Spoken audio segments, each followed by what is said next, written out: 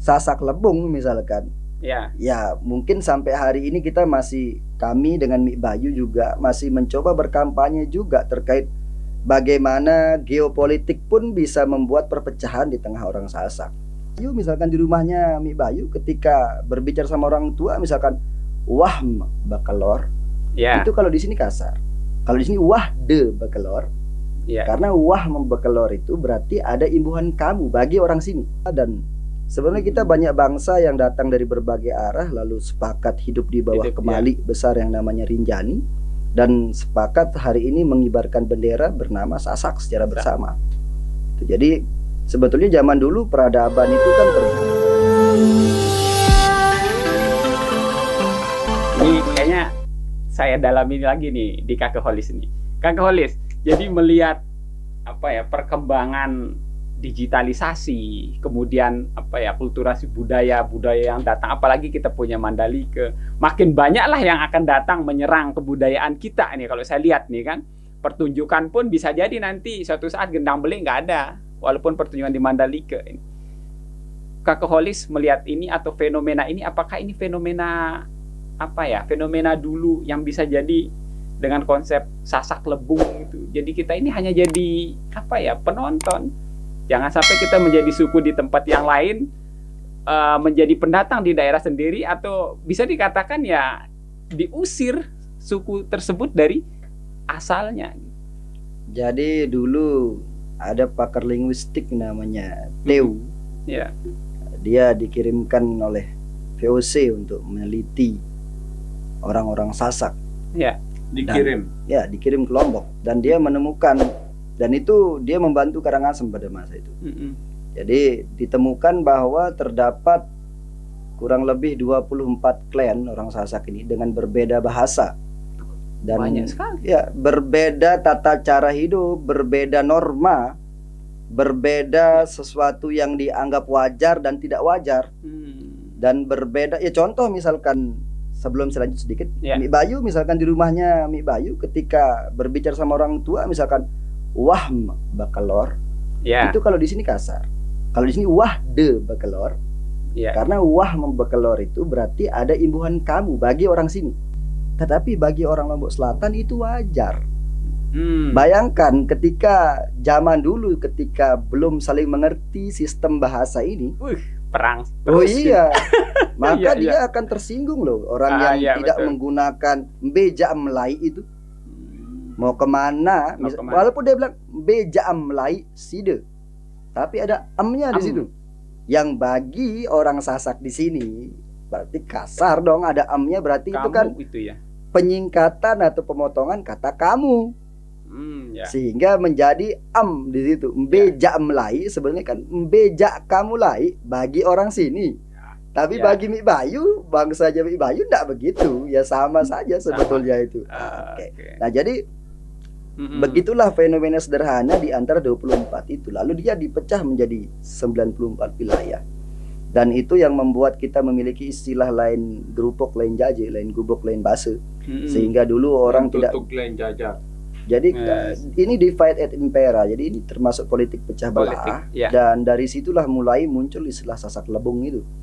Jadi kita seperti lidi yang ditancapkan terpisah-pisah tidak menjadi sapu lagi, lalu tinggal dipatah-patahkan. Nah, spirit itu yang seharusnya kita rubah sekarang. Jadi sudah tidak ada istilah Sasak Lebung sebetulnya. Jadi ada bahkan untuk menggunakan istilah Sasak Lebung selalu pun alasannya apa gitu, karena terma lebung ini kan konotasinya rapuh nih. Rapuh dan mudah patah. Nah, jadi kalau kita ingin mengatakan Sasak Lebung misalkan, ya mungkin sampai hari ini kami dengan Mik Bayu juga masih mencoba berkampanye juga terkait bagaimana geopolitik pun bisa membuat perpecahan di tengah orang Sasak. Saya orang Kabupaten Lombok Tengah, Anda orang Kabupaten Lombok Timur, Anda orang Kota Mataram. Ini geopolitik yang baru puluhan tahun umurnya. Hello, kalian nih orang Sasak peradabannya 5.522 tahun yang lalu loh. Kenapa kalian harus berantem dan saling cemburu hanya gara-gara kabupaten yang 60 tahun umurnya? Nah, jadi ini betul-betul. Ini memang betul-betul cerminan fenomena Sasak Lebong. Ketika misal di Mataram ada teman dari Lombok Tengah melakukan kegiatan, lalu teman Mataram makan dari mana? Dia dari Lombok Tengah. Kenapa orang Lombok Tengah diajak? Orang Mataram dulu dong. Ya. Ini faktual yang tidak bisa kita tutup mata dengan tidak fenomena ini. Saya mendengar itu. Nah, betul. Ini harus dihapus. Oke. Jadi kalau kita sudah bicara Lombok, ini Lombok punya kita semua. Sudah tidak, ia berbicara wilayah administrasi negara, biarkan dia berjalan secara nomenklasinya, biarkan dia berjalan secara administrasi negaranya. Sebagai semangat kebangsaan, itu sudah tidak berlaku lagi seharusnya. Betul. Karena kalau itu masih berlaku, ya berarti masih lebung kita. Masih lebung. Kita akan tetap lebung, rapuh kita akan terus tetap lebung. Karena kita merasa tidak menjadi satu. Kamu, saya begitu. Nah ini memang sebetulnya karena kita nation sih, orang Sasak nih bangsa, masalahnya bukan suku. Jadi terbukti kita punya banyak bahasa, dan sebenarnya kita banyak bangsa yang datang dari berbagai arah lalu sepakat hidup di bawah kemali besar yang namanya Rinjani, dan sepakat hari ini mengibarkan bendera bernama Sasak secara bersama. Jadi sebetulnya zaman dulu peradaban itu kan terbagi, ada peradaban Gunung Pujut, peradaban Gunung Sasak, peradaban seputar lereng Rinjani, peradaban Labuan Lombok. Nah, orang-orang ini yang punya klan besar, klan Indo. Klan Indonya klan ini Indo. Jadi orang-orang pesisir di Labuan sana sudah jelas dia bagaimana bercara habituasinya dan prinsip hidupnya seperti apa. Dan di peradaban Gunung Sasak juga sudah jelas, peradaban Gunung Pujut jelas gitu. Nah, lalu kemudian hari berkibarlah bendera bahwa kita satu bangsa. Jadi satu. Makanya kita kalau mau bicara kita Sasaknes. Sasaknes. Sasaknes bukan. Jangan kalau Javanese, Balinese, Sundanese, Sasak tribe adalah jam sekali. Jangan tribe. Tribe itu sekelompok orang yang memiliki bahasa sama dan kecil itu. Kalau tribe suku. Ya, tapi masih ada orang Sasak menggunakan Sasak tribe. Sasaknas harus. Kita kan bagian dari upaya campaign kita itu. Jadi menyadarkan bahwa kita ini bangsa. Sehingga bagaimana dunia akan berhenti melegitimasi kita sebagai Sasak tribe kalau kita sendiri masih mencerminkan kita sebagai tribe. Ya, ini kembali lagi ke diri kita sebenarnya. PR sangat besar terkait mentalitas kelompok, itu PR sangat besar. Ya, memang masih saya melihat nih, ini mohon maaf saja ini, tidak jarang kita dalam sebuah event atau apa, kalau sudah menyatakan kamu dari mana? Saya dari egois, dari sekelompok yang merasa dominan di sebuah kegiatan itu merasa. Nah, ini memang ini luar biasa nih. Tapi saya kira ada sistem yang bekerja untuk mempertahankan ini. Lebung-lebung tadi itu ada sistem yang sekarang masih bekerja. Dan ada juga pemandu soraknya dari orang kita. Jadi hal itulah yang sebetulnya kalau seandainya persoalan mental ini sudah selesai, mau ada KEK 10, bahkan ada sirkuit F1, tidak usah GP, F1 10 banyak di Lombok, tidak ada masalah dengan friksi dari kebudayaan luar ya. Betul. Jadi mental ini kadang-kadang membuat kita sering salah menafsirkan fenomena dekulturasi. Kita katakan ini akulturasi. Padahal dekulturasi ini adalah satu bentuk pelunturan nilai kebudayaan atau corak budaya di tempatnya dengan budaya pendatang. Ini kita katakan akulturasi. Lalu dekonstruksi kebudayaan kita katakan evolusi, perkembangan. Nah, ini salah ini. Nah, ini yang perlu kita pahami bersama. Ini jawabannya dari mental. Kalau dia berevolusi, seharusnya poin daripada objek atau subjeknya itu tetap terbawa. Tapi kalau dia dekonstruksi kultural, maka poin dari kesasakannya itu yang tergeser. Contohnya musik-musik Bali yang dimainkan orang Sasak, itu dekonstruksi itu. Sadar apa enggak sebenarnya masyarakat kita itu mental? Sebetulnya dari hasil survei saya banyak yang sadar. Bahkan mereka sengaja pergi nyebrang ke Bali untuk membeli alat musik. Itu sengaja dan dengan sadar 100%. Lalu ini PR bersama sebetulnya. Artinya kalau hanya kami misalkan Mik Bayu dan saya yang masih tetap merang, lalu ada 3,5 juta orang berKTP Sasak gini, kita kan seperti 2 butir beras melawan ombak tsunami ini. Tetapi bagaimanapun juga 2 butir beras ini tidak mau hanyut di dalam gelombang. Oke, ini akan tentu menjadi berat ini jika yang hanya 2 tidak didukung oleh 3,5 juta. Tapi udah mulai banyak pendukung. Nah, ini ya bentuk kampanye-kampanye itu. Betul. Ya, ke depan kampanye-kampanye jadi kegiatan, baik itu kegiatan kelompok-kelompok kecil nih. Intinya walaupun kelompok kecil, tapi kalau terorganisir dengan cukup baik, insya Allah ini akan bisa membantu lebih kita ini lebih terlihat lagi lah gitu. Jadi kembali bangga, kembali betul-betul merasa bangsa Sasak, merasa ya saya orang Sasak gitu. Tidak lagi terkotak-kotakkan oleh administrasi pemerintahan seperti tadi itu.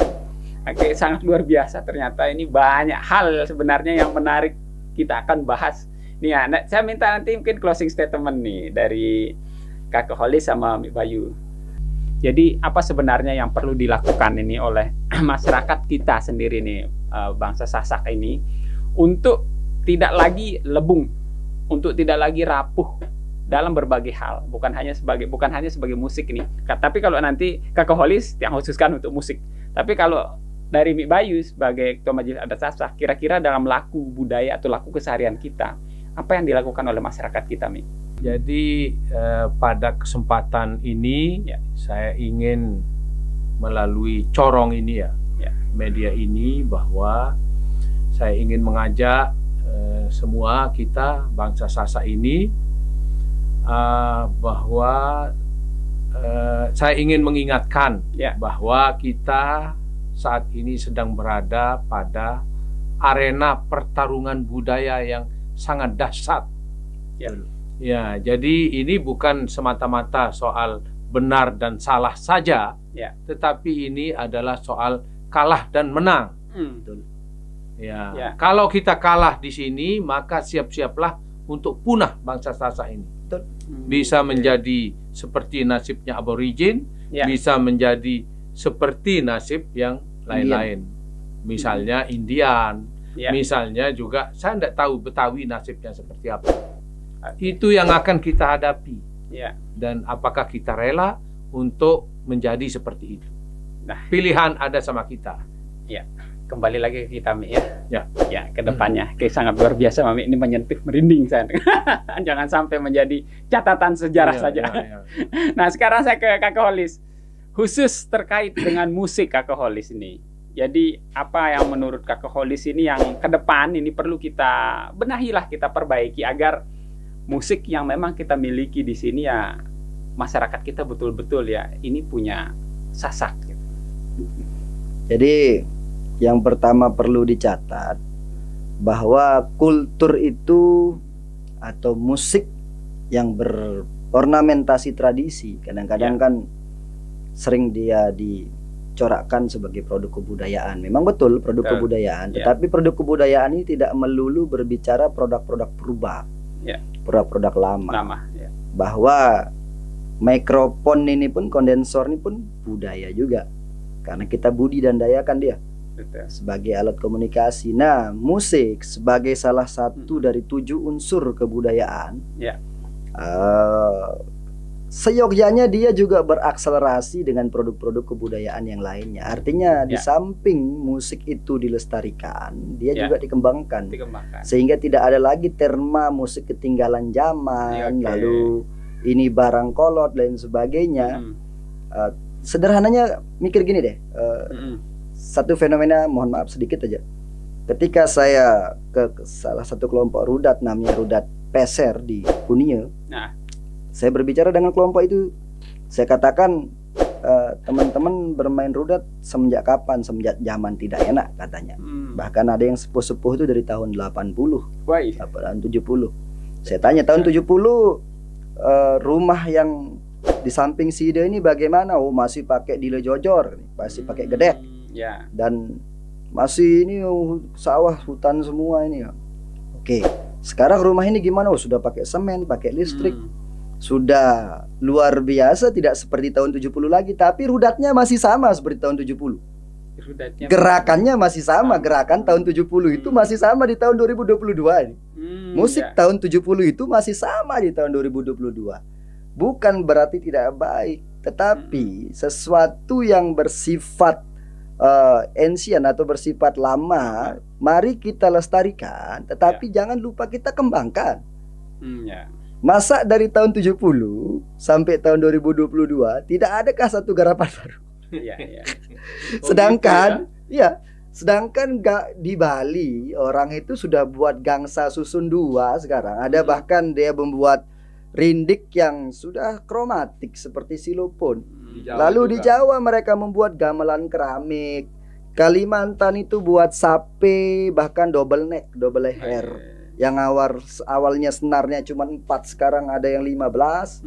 Sasando di NTT itu awalnya menggunakan senar dari kulit bambu dan namanya sasandu dulu sebelum sasando. Sekarang sudah 42 dan berbentuk bilah besi, senar besi, string metal.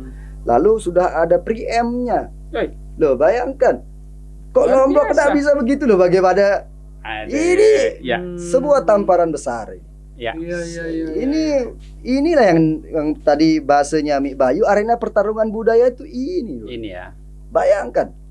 Kalimantan melaju, Jawa melaju, Bali melaju, NTT melaju, Lombok tetap seperti tahun 70. Bahkan kalaupun dia harus berkembang, dia meniru Bali. Bayangkan. Menyedihkan. Jadi menyedihkan, tapi ini realita yang harus kita akui bersama. Inilah yang terjadi sekarang. Nah, saya berharap nih dengan giat-giat Mik Bayu, kemudian Kakek Holis, diikuti juga oleh yang lain-lain ini gitu. Mari kita sebagai bangsa Sasak, orang yang peduli terhadap kebudayaan ataupun yang ada di Nusa Tenggara Barat, di Lomboknya, khusus di Lombok ini, mari kita bersama nih. Jadi kalau kita sendiri aja sebagai warga tidak mendukung, jangankan mau berbuat sendiri, mendukung pun enggak gitu. Entah hanya beberapa waktu yang akan datang kita betul-betul akan melihat ini akan punah. Lebung, betul kata lebung itu kalau kita tidak mau peduli. Nah, sesi yang akan lain nanti saya akan coba bahas lebih dalam lagi. Mungkin lebih kita khususkan lagi Kakek Holis dan Mik Bayu. Kita akan bahas yang lebih menarik lagi. Demikian, semoga kita bangga dengan apa yang ada di Sasak ini, dan tentu seperti Mik Bayu dan Kakek Holis ini hanya meminta dukungan, bukan berarti kita sendiri yang memerangi, ini saya nggak bisa berkata-kata ini kalau ternyata warga Sasak sendiri yang ikut memerangi apa yang dikembangkan oleh 2 orang tokoh kita kali ini. Oke, mungkin itu yang bisa saya bahas pada kesempatan kali ini dengan Kakek Holis dan Mik Bayu. Kesempatan berikutnya kita akan kupas lebih lagi dari Sasak. Assalamualaikum warahmatullahi wabarakatuh. Waalaikumsalam.